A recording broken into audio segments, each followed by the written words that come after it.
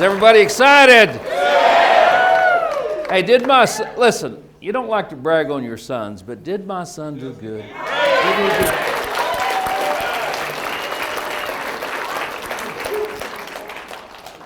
If you'd have known him a few years ago, quite a few years ago, and for him to have seen all the different companies that I got in that went down, we lost our home a couple times. Dad, you're going to do that again. So you can understand. That's why it's important for us to see where people are at, but you don't know where people came from. You know, and what we're going to be talking a little bit about this morning is this company. Oh, you see where it's at, right? Great, right? Yes. But do you know where it came from? How many people really know where it came from? We've got a lot of new people here, right? So I hope we can give you a little information that you can take home, that you'll know in your heart where we came from. See, it's just as important to know where we came from as it is to know where we're at. But where we're at is it's unprecedented, uncomprehendable what's happened. On June the 18th of 96, that was a turning point in my life. You know, up until that time, I was in a lot of basic training, you know. The school of hard knocks. But you know what? When these companies went down, I had a belief level that it wasn't because of network marketing. It wasn't because I was getting paid for creating downlines. It wasn't because that there was a payment being made down through levels. That's not the problem. See, I began to learn that network marketing never let me down. It was only the companies, our situations. And many times I didn't investigate the company very well. I didn't, it didn't cost much to get started, and so a lot of times you get in there and you get going and everything goes south. So anyway, I was invited up to the company on the 18th of June, 96. And listen, like Shannon said, I was with another little company. I was doing good enough. I mean, it doesn't take, making huge money never has motivated me. I've been motivated by poverty. A whole lot more than money.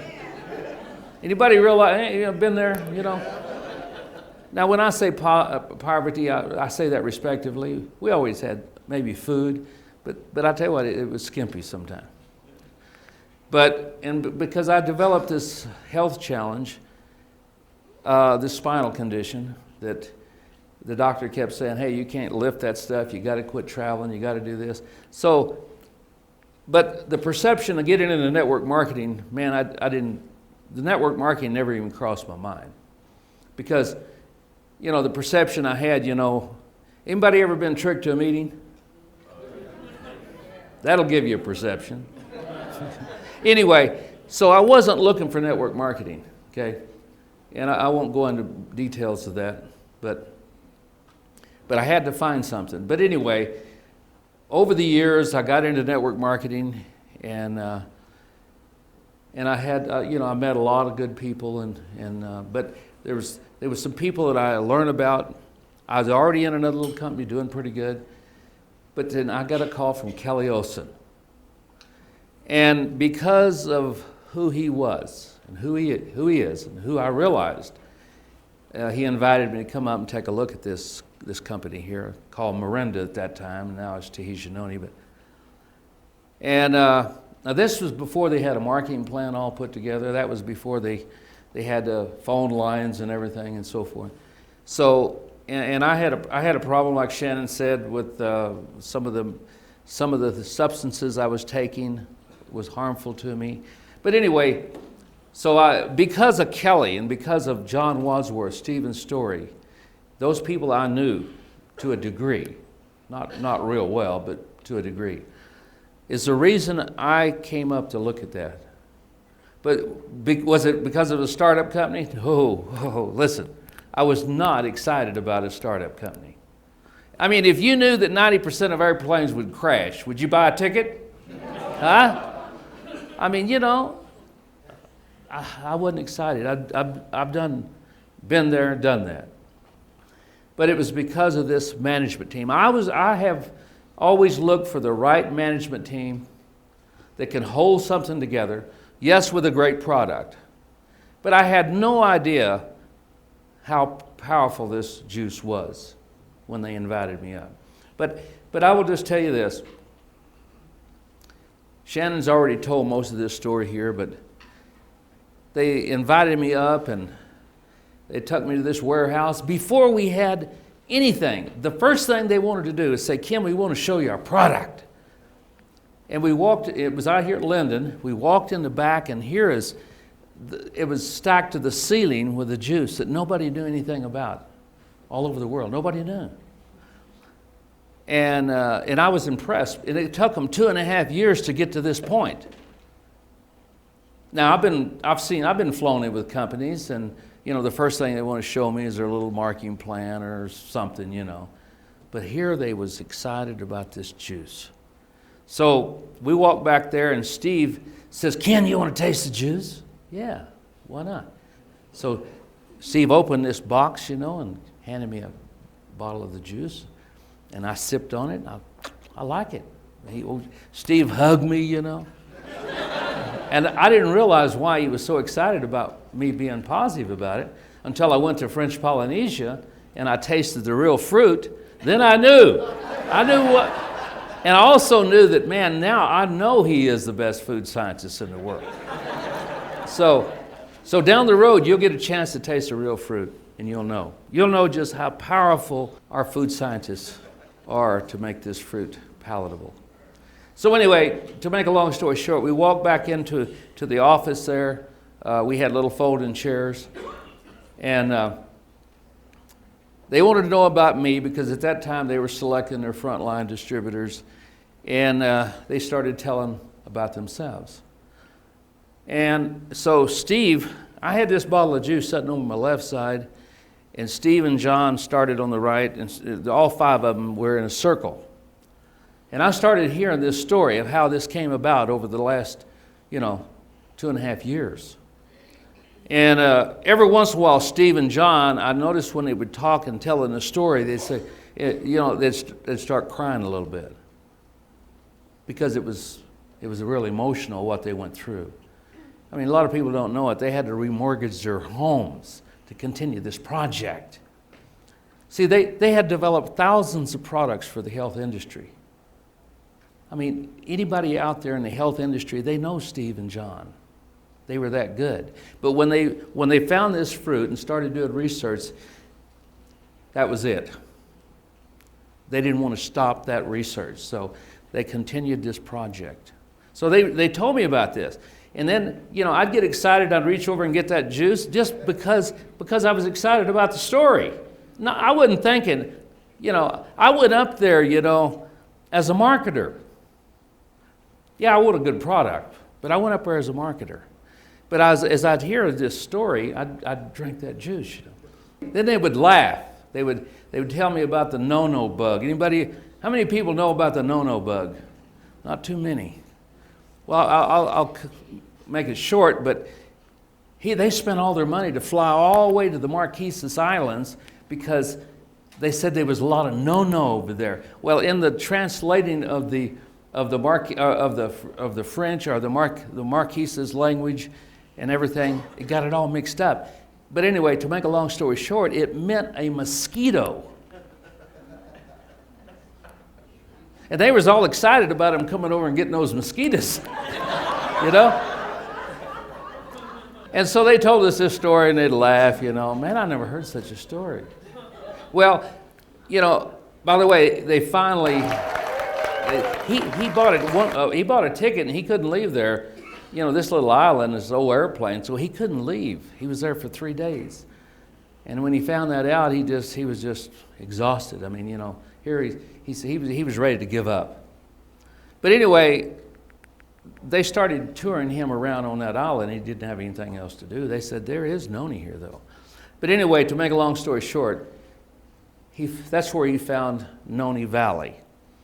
And all of us on the Marquises Club that went on this island, we were able to stand right about where John was when he looked out there and he saw this Noni. And to him, it was like it was being preserved for all these hundreds or maybe thousands of years, So anyway, he told me this story. And there's an old saying, when the opportunity goes from your wallet to your heart, it's all over, And then I started drinking that juice, and man, the next day I saw results. So, listen, I went back to Oklahoma after meeting with the 5 founders. They selected me to be one of the frontline distributors. I'm very thankful that I was given this opportunity to be there in the beginning. Not because, listen, you talk about hard days. That's what we're going to talk about. But I asked Kelly, I said, now listen, here's another thing. A lot of these companies, they don't want you to know all the negatives. Okay? Here's what I told Kelly. I said, Kelly, would it be all right if I would come up and work out of the home office for a few weeks or maybe a month or two so that I can tell my downline, once they start developing, exactly the positives and the negatives? If I can, we can live with all the negatives. We can live with the truth, but we can't live with something we don't know. He said, of course. So me and Mary, my wife, we drove up and we got us a little kitchenette. And we started working out of that home office. And folks, listen, it was like vertical growth. Here's the way it was. We had excitement back there, though. We had excitement. Man, we were on the phone. Kevin Badsgard, Tom Thornton, those two. Where's Tom Thornton? Stand up, Tom. Give this guy a hand.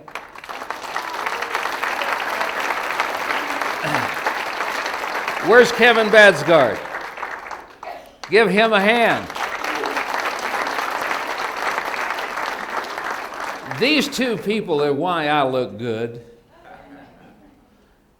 They're wonderful people. Hey, Kevin, is that about the way we look back there on that phone all day long?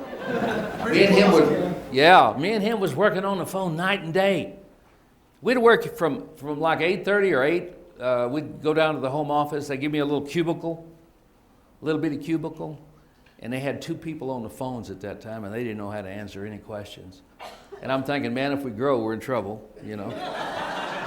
But anyway, Kevin would, when you sponsor somebody, you're their servant, And whatever Kevin would need, I'd go get him a hamburger or whatever, And he'd say, Ken, you need to fax these off. Back then we didn't have email.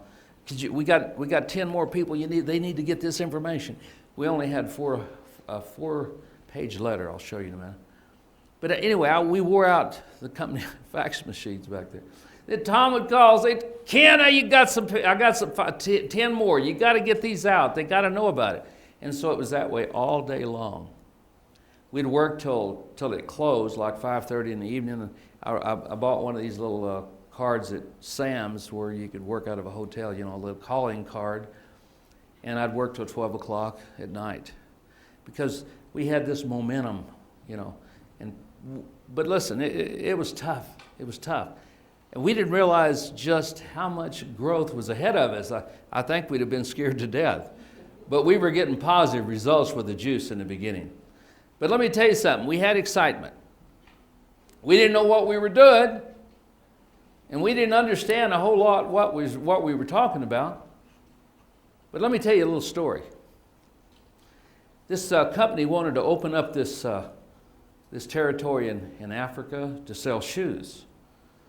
And so they said, let's send our best salesman, our best.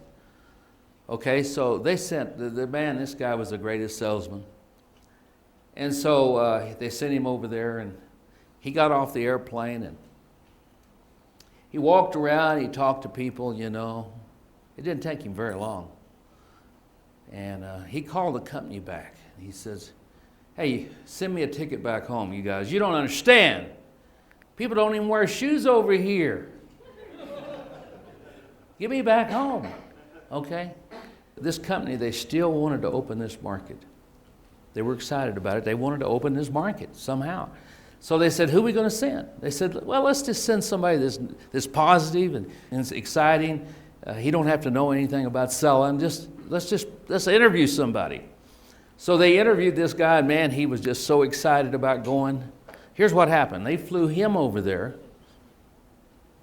and he got off the airplane, just like the other guy, and he walked around, and he talked to people. He went back to the hotel, got on the phone, and he said, hey, send me every pair of shoes you got, because nobody got shoes.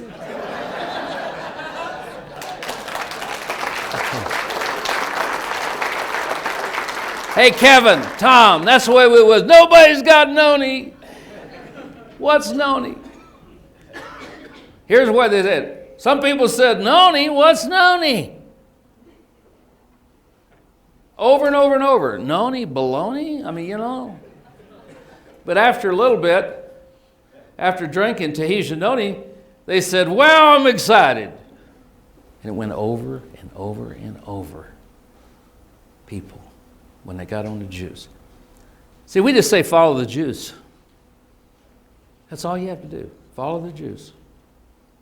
Tell the story, follow the juice. But here's the way it was in the beginning with the company. We were growing so fast. Remember Kevin? Kelly, come back here. Big old tall Kelly, you know. He tapped me on the back. He said, Ken, you're going to have to get out of here. He said, we got to put an order taker. We said, sure, okay. And then me and Kevin went over to is Tella here? Tella, stand up.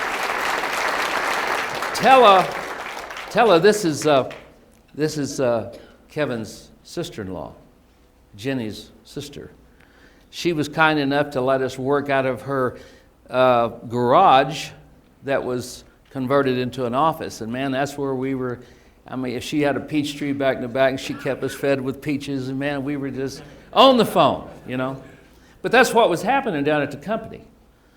You know, I think that might be Kelly with that deal on his back. Anyway, it was unbelievable, the growth, vertical growth, the most dangerous thing in the world for company, the most dangerous. See, if a company grows like this, it's okay. But like this, see, today you need 5 employees, tomorrow you need 20. It's hard to grow. We were out recruiting people. They couldn't, we had 2.5% unemployment in this valley. 1% don't want to work. Figure that one out. We couldn't hire nobody. So we were out when we'd go eat or something, or we, instead of trying to talk to them about Noni, we'd talk to them about, do you like your job? And so we were recruiting people to work here because we were afraid that, you know, people couldn't get through the phone lines. The phone lines were jammed. You couldn't, you know, make an order because you'd be put on hold and then sometime you'd be dumped. So the company says, look, what we're going to do, we're going to open up the 2 big doors in the back. And what they did, they put 4 computers back there. So people could, you'd call it will call, they could come 2 days a week and pick up their juice. Now listen, folks, I would go back there and they would be sometimes 50-foot lines. 4 lines, 50-foot lines. And I'd walk out there and talk to these people. I'd say, where are you from? They'd say, I'm from New Mexico or Arizona, California. I said, you mean you drove all the way here to get this? They said, you don't understand. We got to have this juice. We got to have it. We couldn't get through the phone lines. We had to have it. I'm beginning to think, wow. See? Here's the thing I want people to know. They made a mistake one time. They overpaid all of us. Because the computers, you know what, listen, they had a computer, folks, I'll show you in a minute. But I mean, everything was growing so fast. They overpaid us. And I think they overpaid me about $3,000 that month. I can't remember. And when they told me, I said, Kelly, I'll send you a check. He said, keep it. Keep it. They told everybody to keep their check. Now, can you know anybody that would do that? You know, come on, folks. See, this is the part of the story. The company don't tell you these things because they don't boast. See? But most companies that I know of, and it would have been all right, say, look, we're going to take it out of your next check. And that's okay too. The company said, keep it. But here's what I was going to tell you all about. We had such growth. They had a computer, man. Remember how we were excited about it, Tom and Kevin? We used to take people back there and say, look at this, man, we're starting with that, which it was a good computer. They said it was estimated to last 3.5 years. 3.5 months. This is the truth, folks. It was, and Carrie Acey took Kevin back there one time. He said, Kevin, this thing's toast. Remember that, Kevin? Now listen, they updated these computers and so forth. If you get a chance when you're here, go down in the basement. Maybe they'll take you down there. I hope they will. And there's computers. There used to be a sign down there in this room. It said there's more computers capacity in this room downstairs than there was in the whole world in 1987. Think of that. We have computers now that they're able to transfer or transmit checks and pay you weekly from Japan, the yen and so forth. It's unbelievable what we have today. But see, it's easy to take that for granted. But isn't it good to know where we come from? See, this company did it. Here was my first recruiting letter, 1996. Mailed it out just a few days before, well, it was dated July the 22nd. Well, I was excited. I had about 425 real key network people that I had some dealings with that I thought, well, if they get this letter, and man, that's going to be it. I mailed that 425 just a few days before we launched. And it was pretty clever. It looked like it came from the company. I had my own 800 number on there. Clever. But anyway, when I listen, I started getting people that call and they just hang up. Noni, baloney, boom. Nobody was interested. Out of 425 people, I got one person that saw a little bit and got in. And but listen, because of that one person, it went down about 4, 5, 6 levels and exploded. Anybody ever hear of Buddy Delaney? He's down there. That's about $2 or $3 million leg. But here's the point on this. I always say if I'd have mailed out 424, I might not have got him. See what I'm saying? So you work with the numbers. You learn to work with the numbers.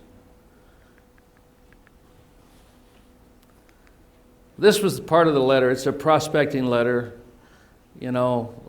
I won't go into details, but it was pretty good. The Dream Team. Anybody ever know anybody else called the Dream Team? It was really a good letter. Talking about, See, we didn't even have an audio tape. And listen, the first audio tape, see, when I sat in that room and I talked to Steve and John and the 5 founders, when I got through, I was like, oh, I never heard such a story. I said, we got to have this on tape. And this was before, we hadn't even launched or anything. We got to have it on tape. And they said, we can do that. A few weeks, what was it, November, I think? They came out, we launched in July, maybe it was October. We lined up for this tape called Pure Destiny the old original. I don't know if you've ever heard it. But that's all we had to work with, which was powerful. It was powerful. They told their story. But that's all we had. But before that, it was just this letter. That's all we had to work with. And they wore me out, Tom and Kevin. Fax it out. Keep faxing it. Keep faxing it. So that's what we worked with right there. Look what you got now, right? I designed this, and I brought Kelly over, and I said, Kelly, is it okay for me to say this? The world is about to discover Noni, Tahitian Noni. He said, yeah, that's okay. That was the first thing that, when we launched this, that's the way I felt about it. You know, nobody in the world knew anything about it. Now listen, here's the deal. We were growing so fast that they called us and they said, Ken, we're going to have to shut the company down for 2 weeks. And we got applications a foot in the floor deep, you know. Oh, boy, I've heard that stuff before. And I'm thinking, uh-oh. If you had any real good sense, you'd have known that was going to be it, we thought. You know what? Me and Tom and Kevin, we were so excited about what was happening with people. The networkers, they wasn't interested. I told Kelly that someday the networkers will be here, but not then. But we were building with mom and pops who got results, and it just overwhelmed the company. But anyway, here's the deal. There's no bad ship captains in calm water. They're good, all good, right? They have to get in some rough water before you know if they're good. Do y'all say that we got the best ship captains in the world? What this company has been able to do and manage, it's incomprehensible. I don't know how they do it. I mean, it's beyond my capability of understanding how they manage such a growth in all the countries today.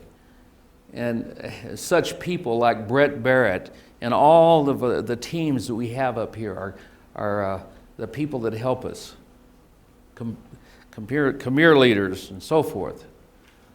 We didn't have that in the beginning, you know. So we have a track record that we can look back and say, here's what we done, here's what we did. Not, here's what we're going to do. You've heard that before. Here's what we're going to do. Yeah. See, this company's done it. The fourth fastest growing company in history. There they are. There's the people. You notice that bottle? That was our original bottle. The only company we could get enough bottles was from, the vinegar bottles. But then you know what? Listen, here's something you folks ought to everybody know. When we first started, Steve and John had all these vendors that they had developed products for. And they got excited. They went to all these vendors to take on the Noni and say, oh, they just knew that they would just, oh, yes. They all turned it down. They all turned it down.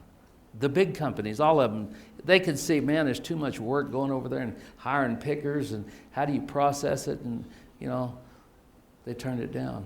Now there's over 250 Nonis in the world. 250 that say Noni. But listen, we're 95% of the market share. 95% of the market share. So we have proprietary way of processing this, patents on processing. There's a whole lot to being able to have a Noni that has the full benefit, and our company has it. I mean, they can trace a bottle of juice. They can pick it back. They can trace it back to the picker that picked it, the tree. How many's seen the new VCR DVD? Yeah, from bottle to from tree to bottle. Isn't that something?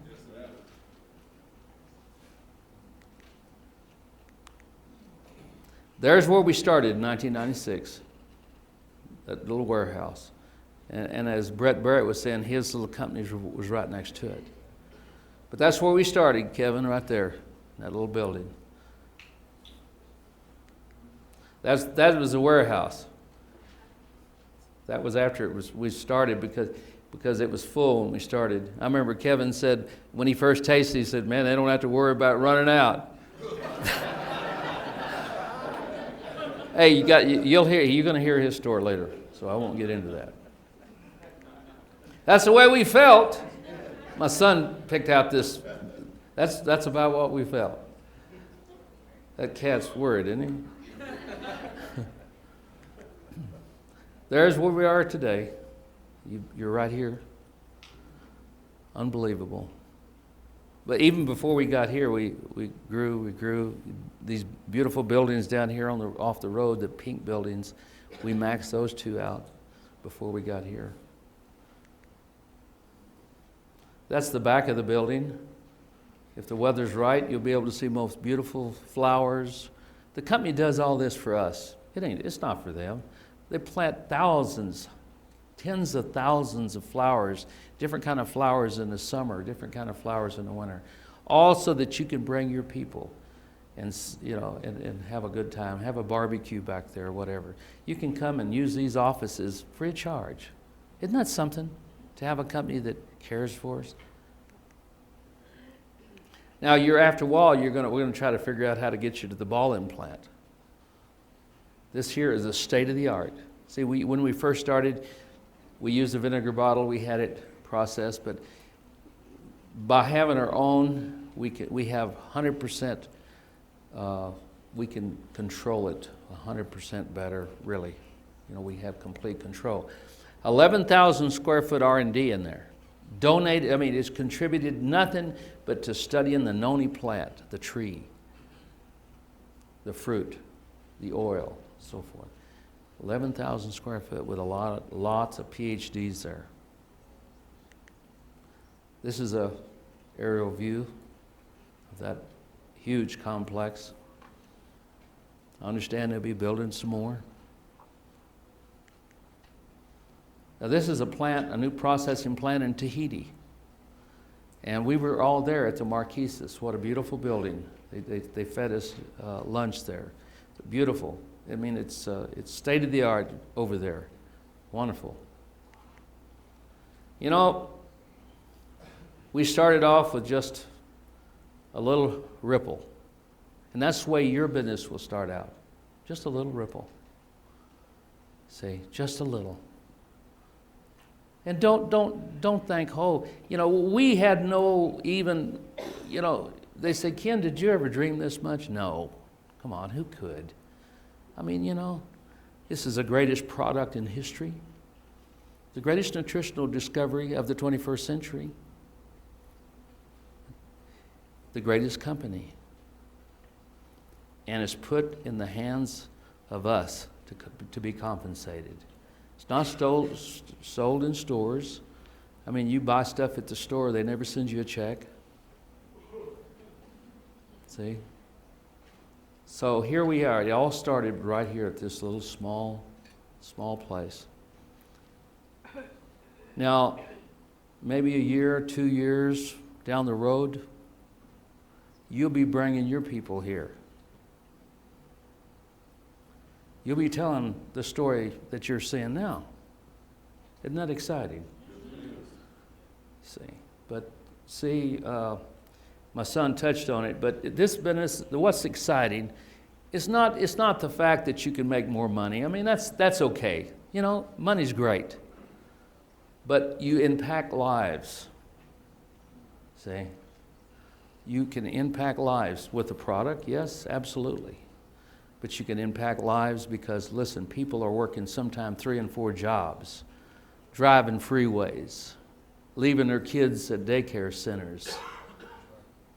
They have no way out.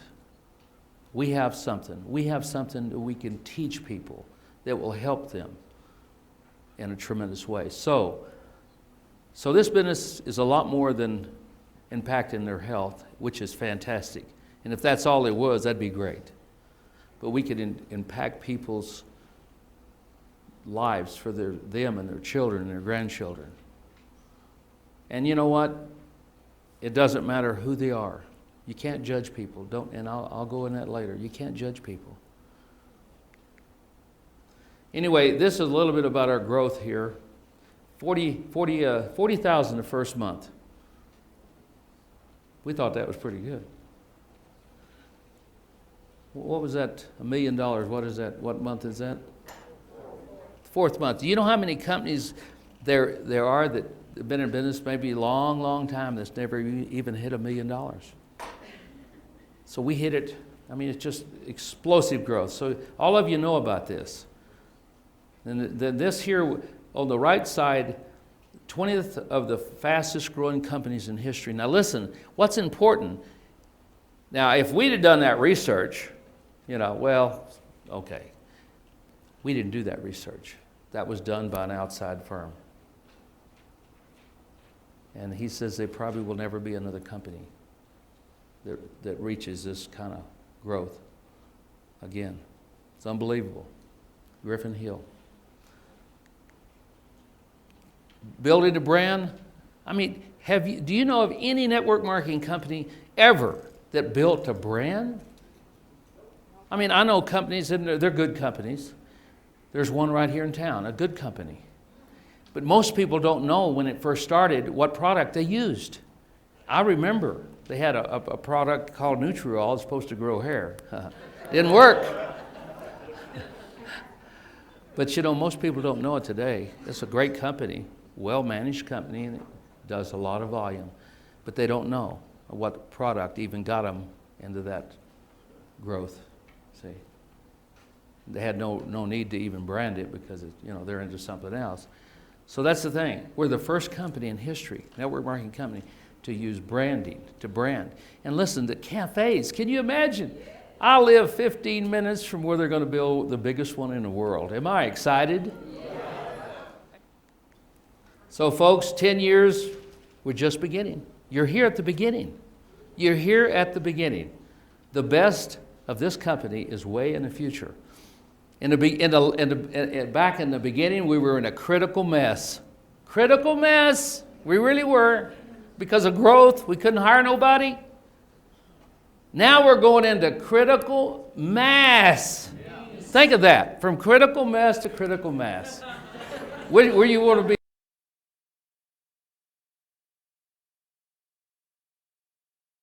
be there, huh? So folks, listen. I want to tell y'all something. When I started this business, I got people in my downline.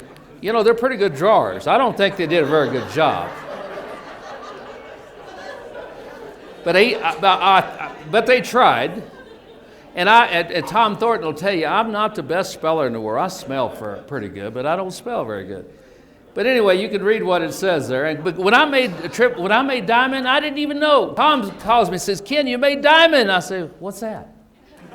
I'm honest with you. I knew, but I never worked for a title. I just work. I never wrote a goal. Man, goals discourage me. If you don't make it, oh man, I didn't make it. So I didn't know when I made triple diamond. So anyway, they did a lousy job painting me though. We sure appreciate everybody. Talk to you later.